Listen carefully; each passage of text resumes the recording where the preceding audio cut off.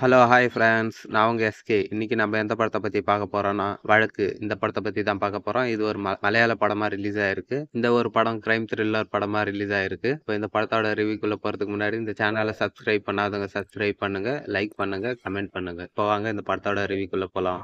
வழக்கு. இந்த படம் 2022ல எடுத்த படம். சில பிரச்சனையால இந்த படத்த ரிலீஸ் பண்ணாம இருந்தாங்க. இப்போ இந்த படத்த ஓடிடில ரிலீஸ் பண்ணியிருக்காங்க. பிரீமியமா பார்க்குற மாரி. இப்போ இந்த படத்தோட கான்செப்ட் என்னன்னு ஒன்லைன்ல பார்த்துரலாம். வீட்ல சில பிரச்சனையால இவரும், இவரோட ஒய்ஃபும் டிவோர்ஸ்க்கு அப்ளை பண்ணியிருக்காங்க. ஒரு நாள் இவர் கோர்ட்ல ஆஜராகுற ஒரு நாள் வருது. அந்த ஒரு நாள்ல இவர் ஆஜராகாம, இவரோட ஒய்ஃப் கிட்ட பேசி பார்க்குறாரு. டிவோர்ஸ கொஞ்ச நாள் தள்ளி போடலாம். நம்மளுக்கு ஒரு குழந்தை இருக்கு. அதோட எதிர்காலம் பார்க்கணும்னு. ஆனா அதெல்லாம் சரிப்பட்டு வரல.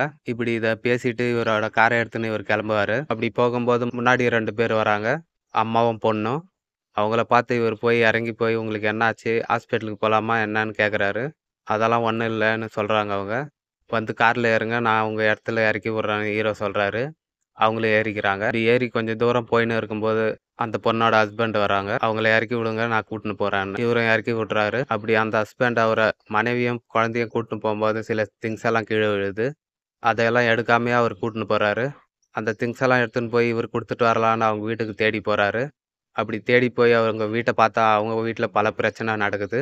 அந்த பிரச்சனையெல்லாம் என்ன? அப்படி அங்க போனதால இவருக்கு என்ன பிரச்சனை நடந்தது? இவங்க 2 பேருக்கும் என்ன பிரச்சனை? கடைசியில என்னாச்சு? இதுதான் இந்த படத்தோட மீதி கதை. இப்போ இந்த படத்தோட பாசிட்டிவ் என்ன, நெகட்டிவ் என்னன்னு பார்க்கலாம்.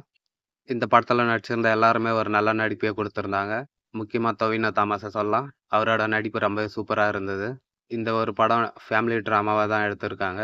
இந்த படத்துல வர பிரச்சனை, அவங்களுக்கான சொல்யூஷன் இதெல்லாம் ரொம்ப நல்லா காட்டியிருந்தாங்க.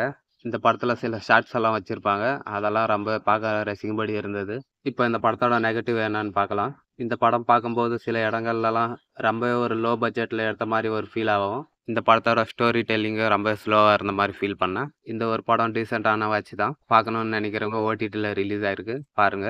மேலும் இந்த சேனல சப்ஸ்கிரைப் பண்ணாதவங்க சப்ஸ்கிரைப் பண்ணுங்க, லைக் பண்ணுங்க, கமெண்ட் பண்ணுங்க.